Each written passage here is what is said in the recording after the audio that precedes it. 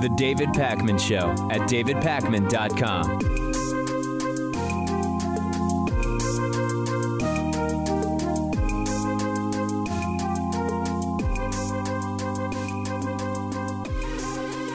As soon as we heard that North Korea was open to denuclearization, the committed Trumpists immediately said, wow, Trump did it. Trump gets the credit here. And my analysis immediately at the time was, yeah, more than likely, this is something we can point to South Korea for having influence on, possible behind-the-scenes influence from China to the extent that it can be believed at all.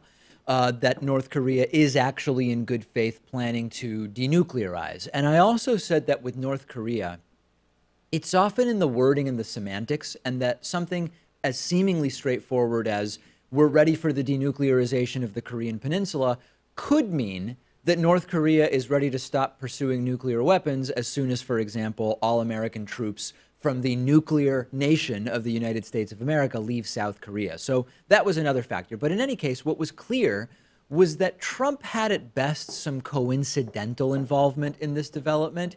Now North Korea is straight up saying what we're doing has nothing to do with anything that Donald Trump did. This is the news from the weekend. Let's see what North Korea said, and then we can sort of analyze it for what it's worth. KCNA is the North Korean news agency, effectively a propaganda channel, no doubt about it. They say that the U.S. should not be deliberately provoking nor misleading the public by claiming that Trump had a role, because Trump had no role in this. So let's think through it piece by piece. Certainly, even if Trump did play a role in North Korea's seeming willingness to denuclearize, it wouldn't be shocking if the North Korean propaganda machine tried to deny it merely for public relations purposes. But that being said, there are Trumpists who immediately credited Trump for North Korea's willingness to denuclearize, who are now simply saying, you can't believe what North Korea says. Well, if you believed the North Koreans 10 days ago when they said they were going to denuclearize, why can't you believe them now when they also say Trump also had nothing to do with it? But let's zoom out for a moment and actually think through on a different level. Is it that hard to believe that some tweets from Trump referring to Kim Jong-un as Rocket Man didn't solve a 70-year-old problem with North Korea? Like, is that really so hard to believe? We also learned after news of the denuclearization pledge that North Korea suffered the destruction of their nuclear weapons testing facility, and that a ton of technical people even died because of what took place there. Is it possible that had more to do with the denuclearization news than Trump's randomly capitalized tweets? And remember, it's really important not to understate China here. I said this last week. The Chinese president, along with consolidating power and eliminating term limits in China, recently did invite Kim Jong-un to China. This was the first time in something like 7 years that Kim Jong-un had left North Korea. And then a few weeks after that meeting, we hear about the denuclearization pledge. So any sensible observer here would realize that, politics aside, South Korea, China, the implosion of North Korea's nuke test facility, those are really the driving factors here, not Donald Trump's tweets. And as a final note, I care about being accurate in placing blame and credit merely for accuracy's sake. But my top priority as an end goal here is to better the circumstances for the North Korean people. And I am willing to say right now, giving Donald Trump some credit will fix the situation. I'm not saying that it will, but if it would, I say give Trump credit, let Trump take credit if it allows some greater good here. It just doesn't seem to actually be supported by any facts. And in the end, the most important thing is that they go through with denuclearization, because it would be a first step, and only a first step, but an important one, to the people of North Korea being better off. And that's really my priority here. Whether Donald Trump takes credit or gets credit from Trumpists or the South Korean foreign minister or whoever, there's of course some objective reality about that. Will we ever know it 100% with 100% accuracy? Maybe not. But what we should all be most focused on is the well-being of the North Korean people, and the reduction in threat to the people surrounding North Korea as well, which includes South Korea. It includes Americans in Guam. It includes China and Japan and so many other parts of that region. Quick book plug, by the way. If you're interested in North Korea, there is a great fiction book that I've recommended in the past, and it is called The Orphan Master's Son by Adam Johnson. It's a fiction book. It's a novel, but it is based around Adam Johnson's extensive research and knowledge of North Korea, and it is an amazing, if not brutal read, but I do highly, highly recommend it to you.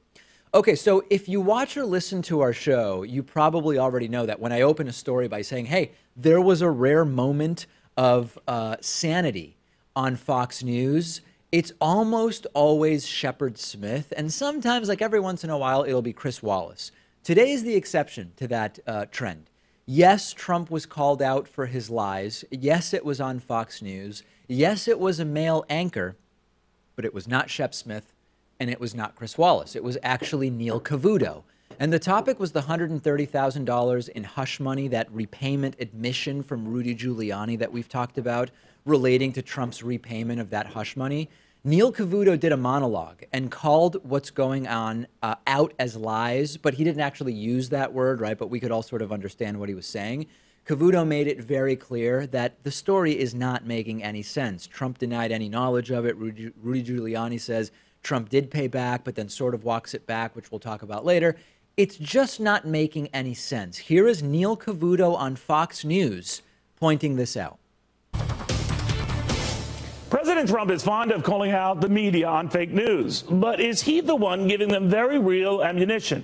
Maybe not intentionally. I'll even give you the benefit of the doubt, Mr. President, and say maybe not deliberately, but consistently, way too consistently. So let me be clear, Mr. President. How can you drain the swamp if you're the one who keeps muddying the waters? You didn't know about that $130,000 payment to a porn star until you did. Said you knew nothing about how your former lawyer, Michael Cohen, handled this until acknowledging today you were the guy behind the retainer payment that took care of this. You insist that money from the campaign or campaign contributions played no role in this transaction. Of that, you're sure. Thing is, not even 24 hours ago, sir, you couldn't recall any of this, and you seem very sure. Now, I'm not saying you're a liar, you're president, you're busy. I'm just having a devil of a time figuring out which news is fake. Let's just say your own words on lots of stuff give me, shall I say, lots of pause. Like the time you said the Russians didn't interfere in the 2016 election until a lot of Republicans had to remind you they did. Came back months later and you said, well, I never said that Russia didn't meddle in the election when, in fact, you had a lot. Now, none of this makes me a never-Trumper, just always confused. Like when you claimed your tax plan was the biggest in U.S. history when it wasn't, or that the bill you signed to make it all happen would cost you a fortune when it turns out it is going to help make you a bigger fortune, or that your job approval numbers really aren't that bad relative to other presidents at this stage, when they're actually worse than most presidents at this stage. That can change, but what's weird is this pattern does not. So you get the idea. This is probably the best we can hope for on Fox News other than Shep Smith. And certainly, you know, Neil Cavuto doesn't go far enough here. He's still using careful language. It's Fox News after all. He's not going to just say straight up, this guy's been lying to us, and clearly deliberately for a very long time.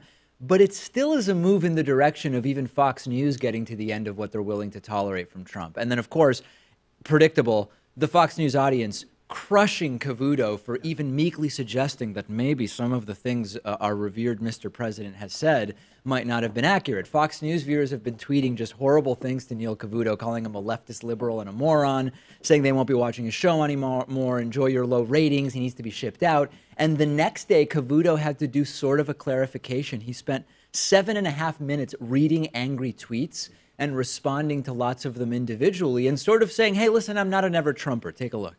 Anyway, fake news works both ways, Kenny. So does consistency. Every fact I presented last night was real. Every comment I used from the president was his, not my words, his words, word for word, not my tweets, his tweet. Nothing was fake. Everything I shared was real, no matter. Billy Bob emails, you're a smug, pompous windbag. I hope that you croak on that pork chop tonight. Wait a minute. Yeah. The other thing to bear in mind here is that just because Neil Cavuto said some of the things our president has been saying seem to be inaccurate or inconsistent, he and Fox News don't deserve any journalism awards, right, for timidly acquiescing to the completely undeniable reality that Trump's not being honest. This is one of the most dishonest presidents in history. The only reason it's notable is that Fox News has been the propaganda machine for Trump. And if you're waiting around for Fox News to take this trend or take this approach on all of its shows like Fox and Friends, I would not hold my breath. The problem with Fox News being almost a 100% uninterrupted stream of total propaganda is that you tell the truth once, here just basically saying, sometimes Trump's not 100% honest, and you get crushed and people get really, really mad. So the best possible scenario here is that maybe Fox is starting to tear itself apart or eat itself, whatever analogy you want to use. The other is this might lead to a total house cleaning at Fox News to get everybody 100% on message. Either way, I'm super interested in watching what happens on Fox News. And, you know, I don't watch a lot of MSNBC, but a lot of people think of MSNBC as the left-wing equivalent of Fox News. Yeah. If an MSNBC host was critical of Barack Obama or Hillary Clinton, I would actually kind of like it, especially coming from them, if they were being critical on the right things. But you never see that on Fox News, or at least not as much, because the committed Trumpists just won't have it. Not in the same way, yeah. And of course, Cenk Uygur from the Young Turks has the story about how when he was hosting on MSNBC and there was a discussion about a possible longer-term job for him, how one of the things he was told was you got to sort of step away a little bit from the criticism of President Obama. But towards the end of Obama's presidency, you arguably saw more dissenting voices from the left on MSNBC. Yeah. In a lot of ways, we are talking about two profit-driven corporate news outlets whose editorial positions are different, but that dynamic is one that is going to be very, very hard to break at Fox News, especially if their core profitable audience starts to turn away because they start to say, wait a second, we're not getting the message that we were expecting and hoping to get from Fox News. Send me your thoughts. What's going on with Cavuto? What do you think is driving him to do this? Because he could also just do another segment, right? He didn't have to do this story. I'm on Twitter at dpacman, and the show is on Twitter at David Pakman Show. The David Pakman Show at davidpakman.com.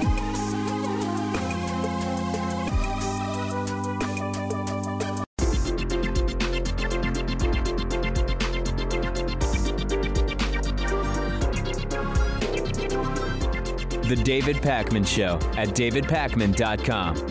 Today's new member of the day is Lloyd Fletcher. Lloyd, thank you for signing up at joinpakman.com. Also want to thank Marina Miranda, who has been with us for about 6 years, our long-term sustaining member of the day.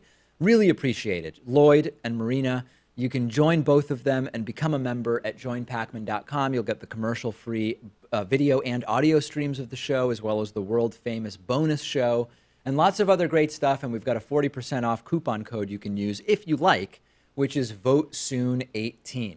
Okay, so at the end of last week, we looked at a clip of new Trump lawyer Rudy Giuliani, Mr. 9/11, former New York City mayor, telling Sean Hannity on Fox News that, yes, despite Donald Trump's countless claims that he neither knew about the $130,000 hush money payment to adult film actress Stormy Daniels, nor that he paid Michael Cohen back for the $130,000, Rudy Giuliani showed up and he said, yeah, Trump paid back the $130,000 to Michael Cohen, and it's all fine. Quick reminder from last week just to get us reset here.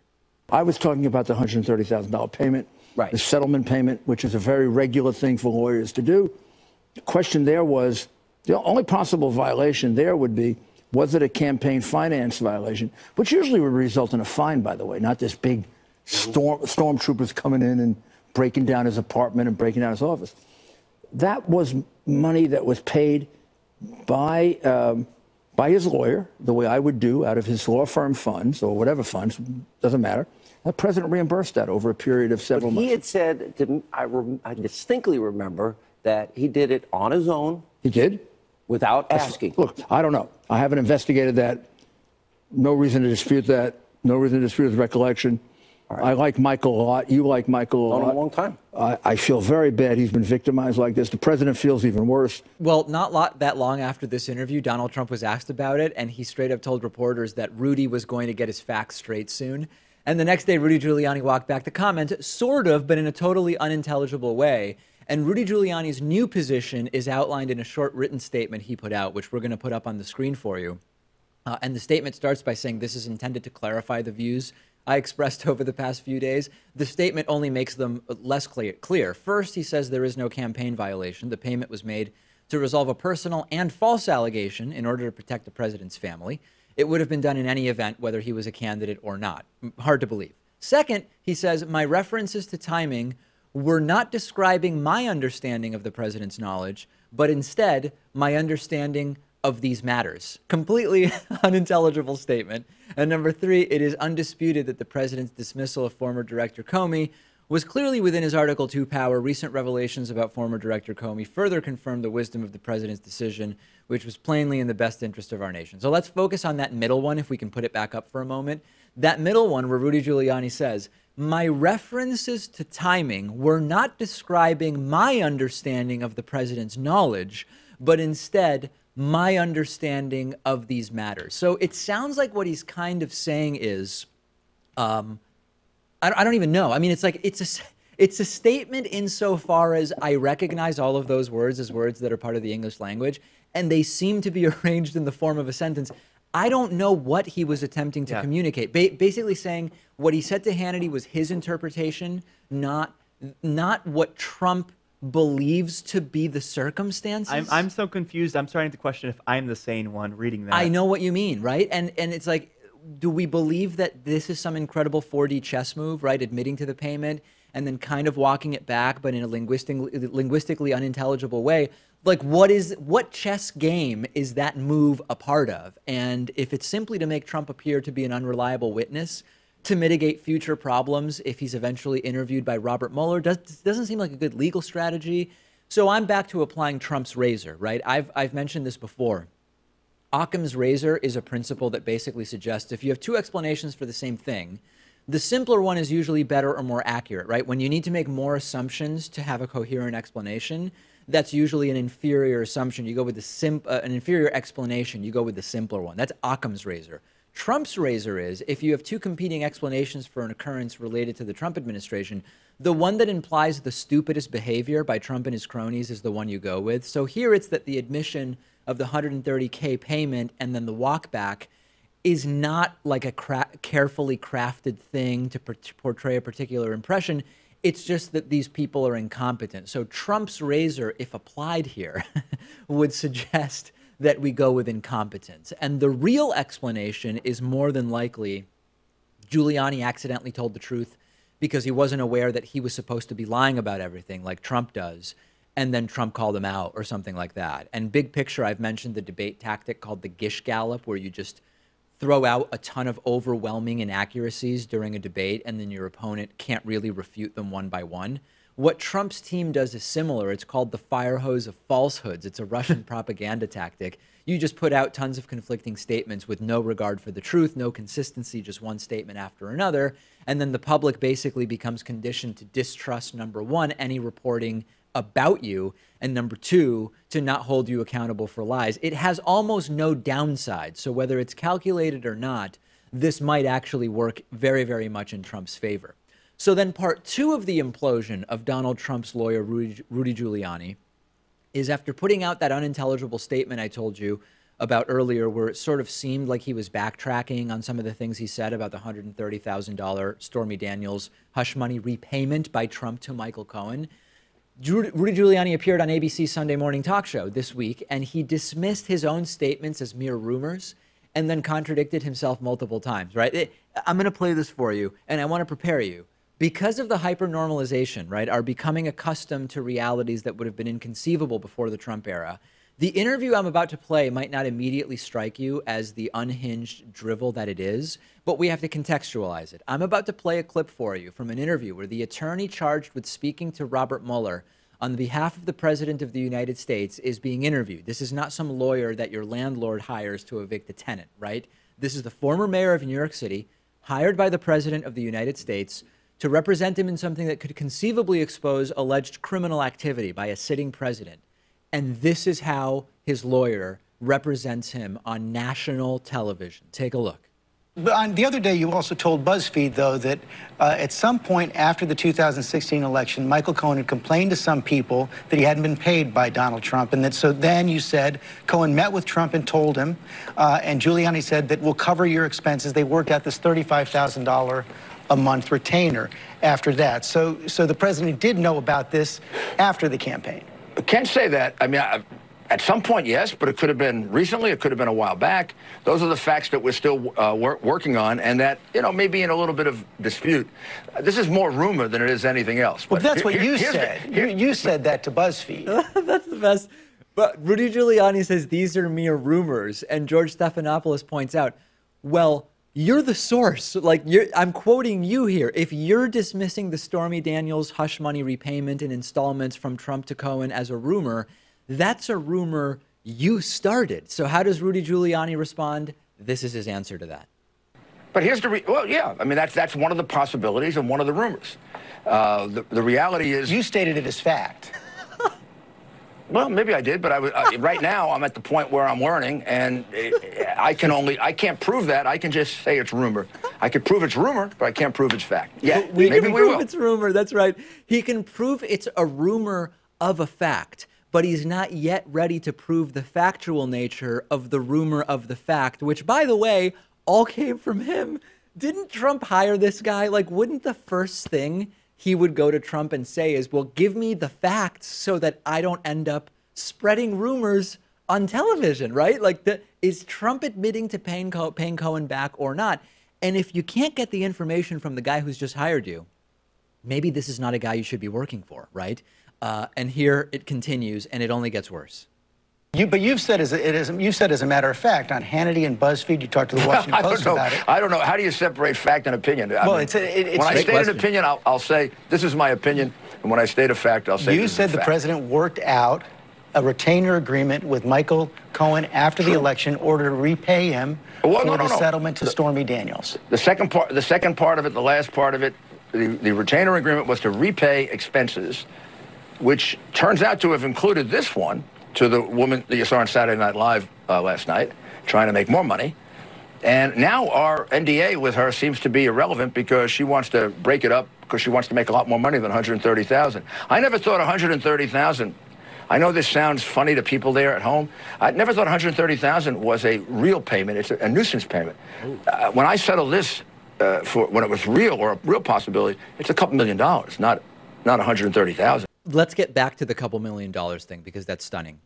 Language has no meaning anymore, right? Even though he literally went on Hannity and said, this is what took place, we should have realized that what he meant was these are rumors which I'm creating about what took place. It's not actually what happened. It's my opinion as just a random guy about one possibility of what might have happened.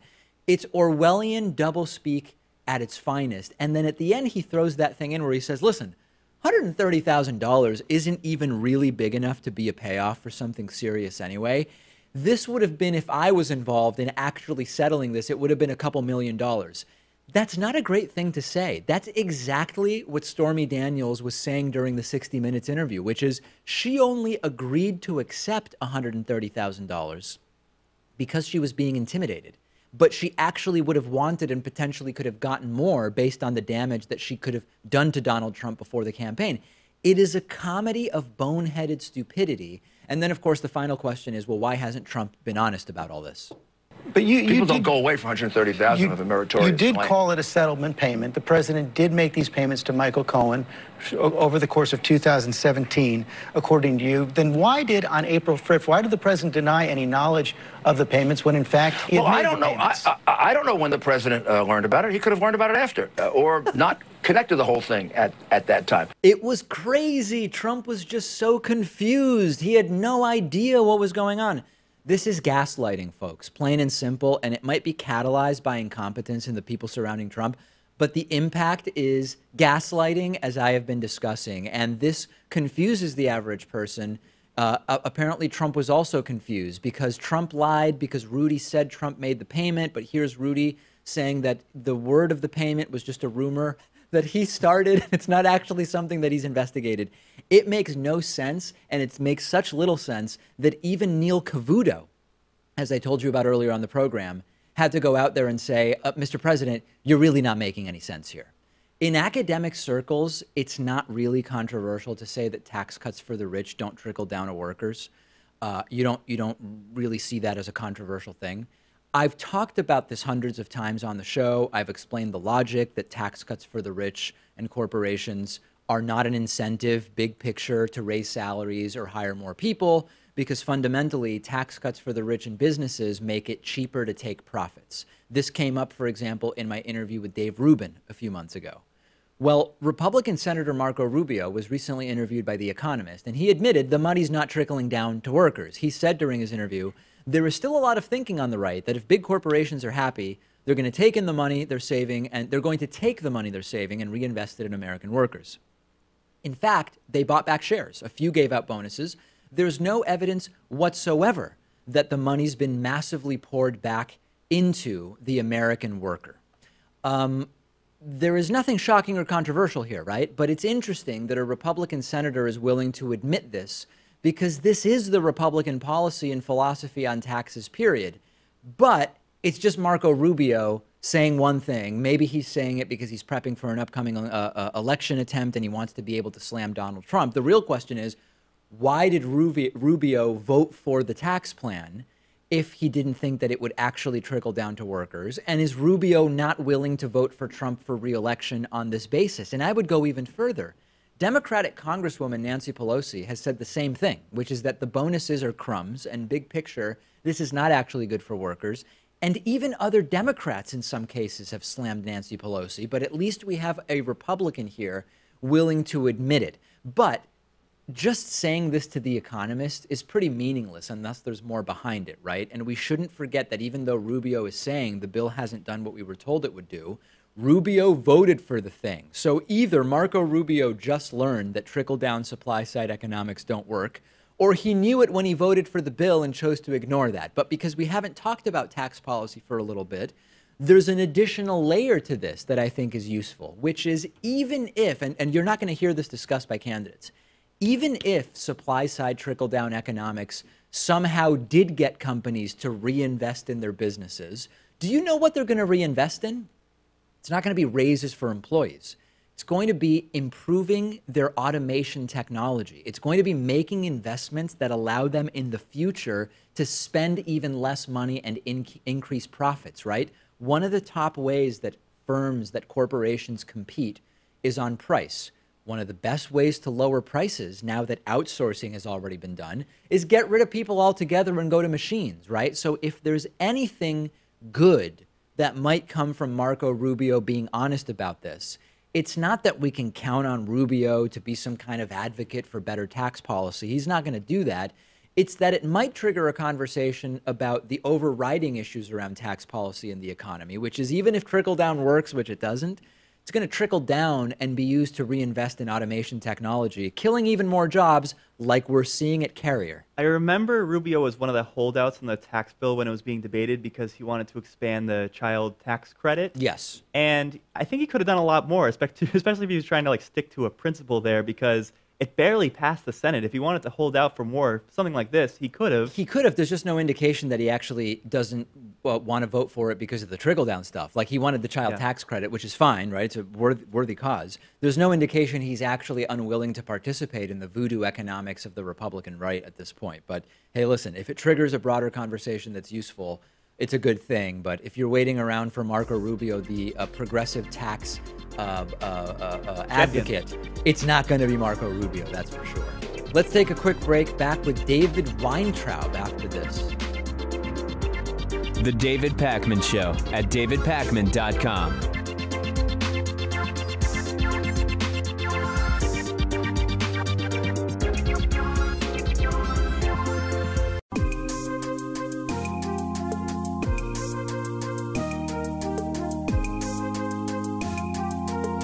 Welcome back to the David Pakman Show.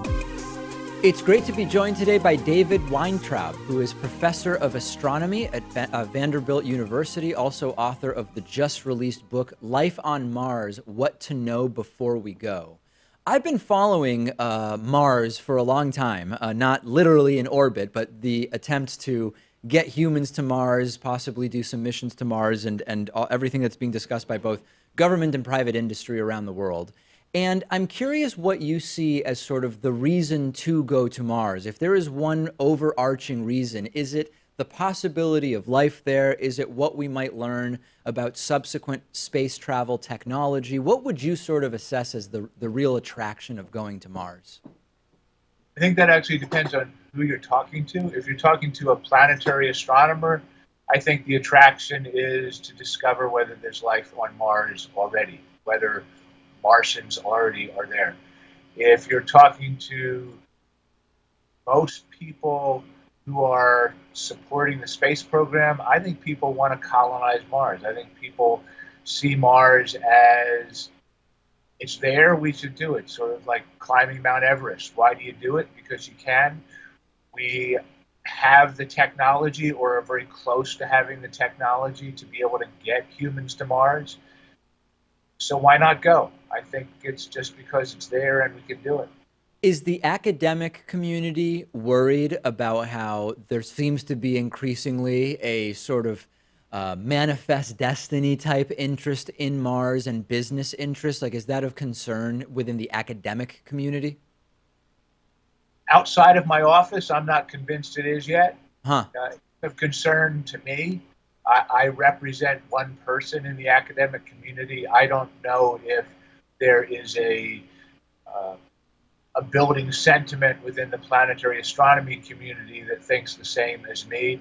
I'm trying to advance that idea publicly to get people talking about it. To me, the possibility that life does exist on Mars, and I think a number of people do think that possibility is real, that possibility to me makes the idea of colonizing Mars problematic. Interesting. And you say that because of the possibility of disrupting the life that may be there? That's right. We, of course, know nothing about the life that's there because we don't know whether there is life there. But if there is life there, I think it would be naive of us to think that we would not affect that life in some way, probably in a negative way. It's also possible that life on Mars would not be healthy for us, that the contamination could go both ways. But what I'm more concerned about is the possibility that we could destroy life on Mars by contaminating Mars. That life on Mars, if it exists, has evolved to be healthy in the Martian environment. And that Martian environment does not include human DNA or terrestrial bacteria. And if we introduce those to Mars, that could be very damaging to the Martian ecosystem. And right now, just to clarify for the audience, when you say there's a possibility that there's life on Mars, we're talking about microscopic life, right? Like the idea that we might show up and there were just elephant-sized beings that we missed. Nobody is holding out for that. We're talking about microscopic life. That's absolutely correct. Carl Sagan was fond of talking about what he called macrobes as opposed to microbes. And the cameras on the Viking landers in 1976 provided pretty definitive proof that there were no macrobes on Mars. And we have great maps of the entire surface of Mars now with our orbiters, with our landers. We know there's no large-scale life wandering around on the surface. But microscopic life could exist. Almost certainly, if it does exist, it exists below the surface, not on the surface, because the Martian surface is a pretty hostile environment. So of all the different plans that are out there to go to Mars, there's the Mars One project, you've got Elon Musk and SpaceX working on a proposal. We don't have to sort of list all of the different ones. At the top level, what is the biggest area of concern in terms of how it is being conceived? Is it that the radiation during the trip affecting humans hasn't been properly considered in terms of how to mitigate? Is it something about the realistic or lack of realism in thinking about how we will have our own food when we get there? What top level concern is there that's like the missing piece from the plans that are out there? I think the things you mentioned are problems that everybody's aware of. The harsh radiation environment for astronauts getting to Mars and surviving on Mars. Everybody involved in these projects knows that that's a formidable obstacle. We have not yet solved that problem of how to protect astronauts on Mars from cosmic rays, from solar flares. That's a big problem, but it's not one that people are unaware of. Mm-hmm. How to provide food for people living on Mars. People are aware of that problem. I don't think the problem's been solved, but people are working on it. Providing habitats for people to live on the surface of Mars. People are working on that, but the problem is not solved. How to get people home from Mars, I think that's a problem that I imagine the entrepreneurs trying to get us to Mars are aware of, but I don't think they're as concerned about that as I am. I think we have the ability, or will soon have the ability, to get astronauts to Mars. If we land them on the surface, we do not have the ability and are nowhere close to having the ability of lifting them off the surface and bringing them home. Now, to some projects, that's not a problem, right? I mean, there are projects that are saying we're thinking of these as one-way missions. That's right. They're thinking of these as one-way missions because that's the only way they can conceptualize these missions, since they can't bring these astronauts or colonists home. I think that's ethically wrong. I don't think we have the right to send people to Mars if we don't have the ability to bring them back home. Well, I mean, right is an interesting term, right? This would depend on what they're agreeing to. Conceivably, if you volunteer on the basis that you know you're not coming back, who is it that is misguided there, right? I mean, at a certain point, if people are determined to say, I want to go and I don't care if I can't come back, whose responsibility is it to say, hey, maybe that's a little crazy? It's certainly a little crazy. Certainly a great deal of the responsibility is on the individual who might choose to volunteer to go on a one-way mission. But I think we need to be clear, because of the problems we've identified, the fact that we can't protect people right now from the harsh radiation environment, because we don't know how we're going to feed people by growing food on Mars for the long term. We don't know if we can supply them regularly enough to keep them alive. We're effectively sending people on a suicide mission, not on a mission to be permanent colonists on Mars where they have a robust chance to actually survive for much of their foreseeable lifetime if they stayed on Earth. They are taking on huge risks. And again, as you know, they'd be volunteers. At the moment, they would have to be volunteers.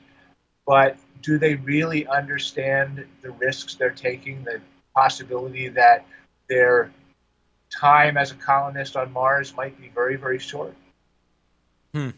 Of all the different timelines that have been presented, right? SpaceX wants to go in the early 2020s. Mars One is talking about early 2030s. Everybody has their different timelines. If you just sort of give your overall impression, what do you think is a realistic timeline for the first human on Mars?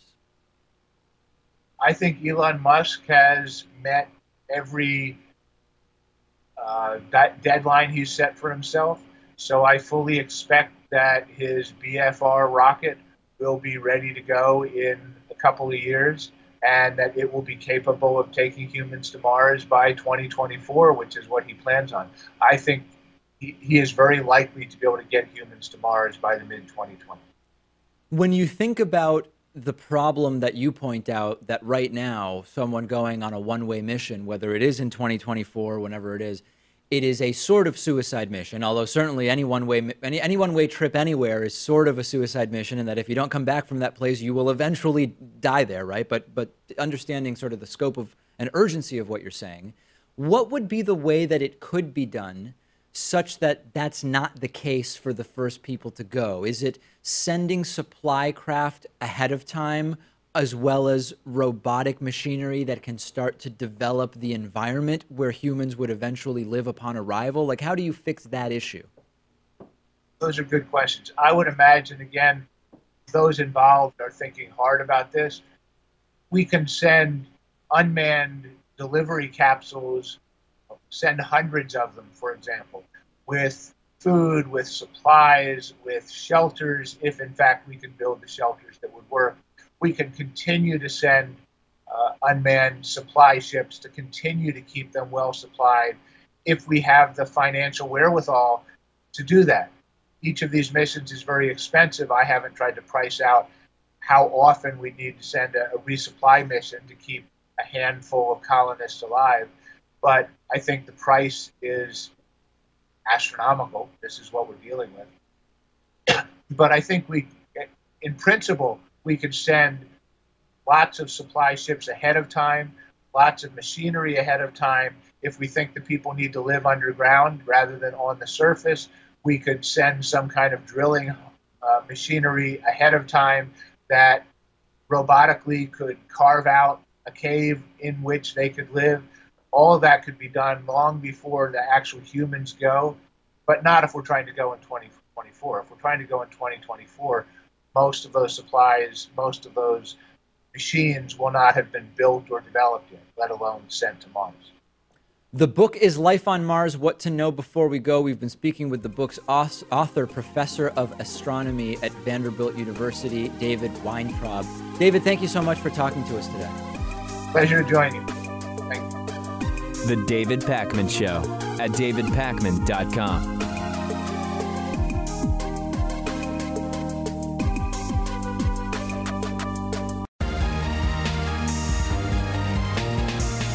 The David Pakman Show at davidpakman.com. Very big news. Connecticut has passed a bill to change from an electoral vote system to a popular vote system for assigning their electoral votes in presidential elections. And we were just talking about the electoral vote versus popular vote for president issue last week. Donald Trump said he would prefer a popular vote for president. We had a live caller ask about it. And last week I mentioned that for constitutional and sort of practical reasons, it would be much more pragmatic to pursue the NPVIC, the National Popular Vote Interstate Compact, rather than changing our Constitution to abolish the Electoral College. If we wanted to do that, you'd need a constitutional amendment introduced in Congress. You need a 2/3 yes vote in the House and Senate to send it to the states, and then 3/4 of the state legislatures or state conventions would need to ratify it, which is a very, very uphill battle. Because even if Trump is silly enough to think that the national popular vote would help Republicans, at the state level, you do have Republican operatives who are aware that the Electoral College has given 2 wins to Republicans, even when they lost the popular vote in the last 5 elections. So the alternative is for individual states to decide that regardless of how their state votes, they will assign their electoral votes to whoever wins the national popular vote. And the idea, the math of it is, once you get enough states to agree to this, such that in total they have 270 electoral votes, the number needed to win, you have a de facto national popular vote. You don't need a constitutional amendment. So in Connecticut, the state Senate voted in favor of doing exactly that. It already has passed the House. The Democratic governor, Daniel Malloy, is expected to sign it, and that would make Connecticut the 11th state plus Washington, D.C. to adopt this system. And that means that the NPVIC will be up to 172 electoral votes in total. This means they're about 2/3 of the way to the 270 total that they need for this to become a reality. So big progress, but this is going to be a significant challenge. I know that it was laughed away years ago as it's going to get no traction. I know that it's 2/3 of the way there. But the problem is that now you're going to need some red or purple states to do this. Right now, it's basically all blue states. It's California, Washington State, Hawaii, Maryland, Massachusetts, New Jersey, New York, Rhode Island, Vermont, and Washington, D.C., plus most recently Connecticut. You now are going to need either a purple state, which is unlikely to want to do it, or a red state to say, we're going to jump on board. There is a reason that red states might want to get involved, which is that because of the system we have, the Electoral College, candidates rarely go to low population red states unless they're some of those early primary states, in which case it matters, right? But the reliably red states like Utah, the Dakotas, Wyoming, they're effectively completely ignored during presidential elections. So they might want to join up merely because they don't like how the Electoral College is affecting them. But those aren't high population states, and thus they're only going to very, very slowly inch us towards the 270 votes that are needed before this becomes a reality. So I think that this is fantastic, but there's still a lot that needs to happen before this becomes a thing. Yeah, reason for concern, it's only blue states that have done this so far, right? Yeah. So if you have a situation where the scenarios that we've seen in the past few election cycles reverse, and a Republican wins the popular vote, but a Democrat wins the Electoral College, yes, that's not going to be enough. I think the Democrat would have to win both the popular vote and the Electoral College to assume the presidency. Oh. I think you could be putting yourself at a disadvantage there. And I understand this is for a greater purpose. It's for strengthening our democracy more so than just helping one party or another. But you have to get both blue states and red states on board. Yeah, I think you're right. Even if it were possible for this to happen with only blue states, it would be, from a PR perspective, complicated, and it can't happen, right? And I think that the red states are probably more likely to be interested in this than the purple states. And I do want to mention something else. Remember how I've been harping on the importance of the 2020 census? The census also would affect this, because census data is used to adjust the number of electoral votes per state. So you could end up with a situation where you get enough states joining the NPVIC to get, say, 271 electoral votes. You do the census, and then because of population shifts, those states that used to have 271 electoral votes end up getting shifted to only 268 or 269, and then you lose the NPVIC unless you add another state. That could happen, which is why it is really, really, really important that the census be fully funded and done correctly. I know it's not a sexy issue. I know every time I talk about it, some people glaze over, but there are so many ways in which this matters that we've got to take it really, really seriously. New homes have had the option of building with solar power for a long time in the United States, and the cost of doing so has come down over time, but California is going to make solar power a standard requirement on all new homes built in their state, and the day after tomorrow, the California Energy Commission will be voting on new energy standards for new homes, and they're expected to mandate solar panels on homes built starting in 2020. So this all sounds great, except that there are two camps that oppose this, both on the left and on the right. So you've got the right-wing anti-regulation types who say they just don't want more regulation and the government telling people how they have to build homes. Of course, there's always been regulation, or at least for a long time, on new homes, whether it's insulation standards or heating efficiency standards, whatever. This is just the evolution of those standards. I don't think that's a very good argument. But there are also people sort of on the left who wanted a net zero requirement. They wanted net zero to be the standard, meaning that the house has to produce more solar power than it uses. Not hugely realistic, because right now our ability to store solar energy is pretty limited. So at night when the sun is down, homes, even with normal solar installations, need to pull electricity from the grid. So the decision was made, that's a little too much right now. Let's mandate some solar. Of course, there will be some exceptions, and that's almost always the case here. And the important thing to remember is, yeah, even if really rich people building mansions are going to potentially be able to get exceptions, or some large commercial office buildings, or I'm sorry, not commercial, leased buildings, leased residential buildings will be able to get exemptions. Overall, this is a move in the right direction. And like with any market that has new regulation, people will be able to get around it. Some people will, but the big picture is a really, really good one. And I think that there's another interesting element here that people often like to point out, which is, okay, fine, you put the solar panels on and the energy is solar, but you need fossil fuels to make the solar panels, and you've got all these solar installers driving around burning gasoline. Even if they have electric cars that they're driving around in, the electricity comes from fossil fuels. We've dealt with that argument many times before. That needs to be figured out, and it eventually will be. But in the short term, let's at least make the move to solar power, and then we'll continue to work on reducing the carbon footprint and the fossil fuel footprint of the creation and installation of the solar panels. That's one of those examples where people say, well, there's still fossil fuels in the system for doing solar panel installation.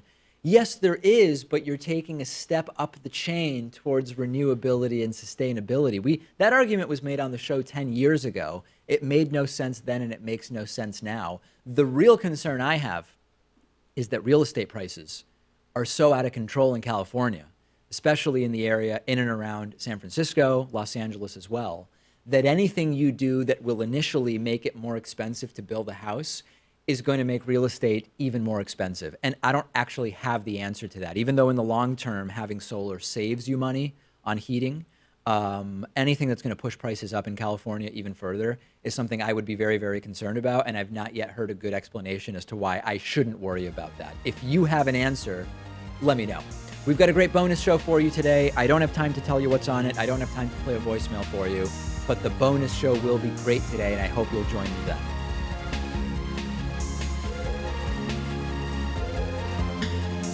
The David Pakman Show at davidpakman.com.